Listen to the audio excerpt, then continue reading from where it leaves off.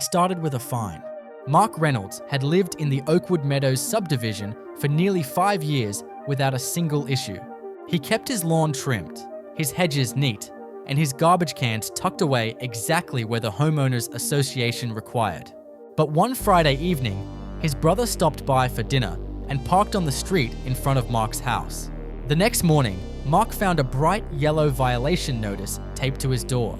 The HOA had fined him for improper street parking, citing a rarely enforced rule buried deep in the community handbook. It wasn't even Mark's car, but according to the notice, the homeowner is responsible for all vehicles associated with the property. Mark paid the fine, but the more he thought about it, the more ridiculous it seemed. Everyone parked on the street from time to time.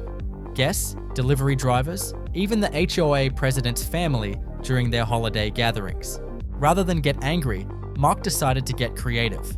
If the HOA wanted to play games with vehicles, then he would give them a vehicle they would never forget. The following weekend, he scoured online ads until he found exactly what he was looking for: a cheap, broken-down car that barely ran. The paint was chipped, the tires bald, and the engine coughed like an asthmatic dog. The seller was happy to let it go for a couple $100, and Mark towed it home. But he wasn't done. He bought gallons of paint, bubblegum pink, the brightest shade he could find. With the help of a friend, he covered every inch of the car until it gleamed like a neon candy bar. The finishing touch was a pair of fuzzy dice in the window and a Princess on Board bumper sticker. Then, with great satisfaction, Mark parked the monstrosity squarely in his driveway. Neighbors noticed immediately. At first, they were stunned. Then they started laughing. Kids pointed it out on their walk to school. Joggers stopped to take pictures. Within a week, the pink car became a local landmark. The HOA, however, was less amused. They sent Mark a notice claiming his vehicle was unsightly. But Mark knew the rules inside and out. The handbook clearly allowed residents to park cars in their driveways as long as they were registered and not abandoned. His pink beast was fully registered and legally parked. It didn't move much, but it didn't have to. The HOA tried again, this time accusing him of lowering neighborhood property values. Mark responded by showing them photos of other perfectly ordinary but less well-kept vehicles in driveways around the subdivision.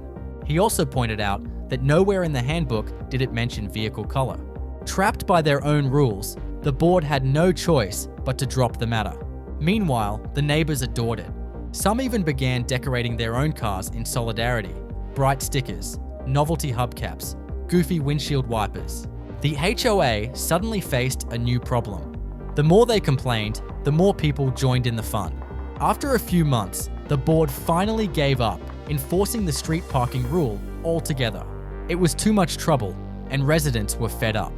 The pink car had won. Mark eventually donated the car to a charity, but by then, the legend had already been cemented.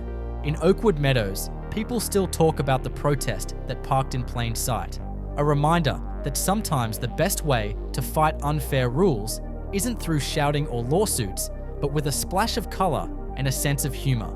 And if you walk through the neighborhood today, you might still see a pink flamingo or two in someone's yard, a playful nod to the man who turned one silly fine into a victory for everyone.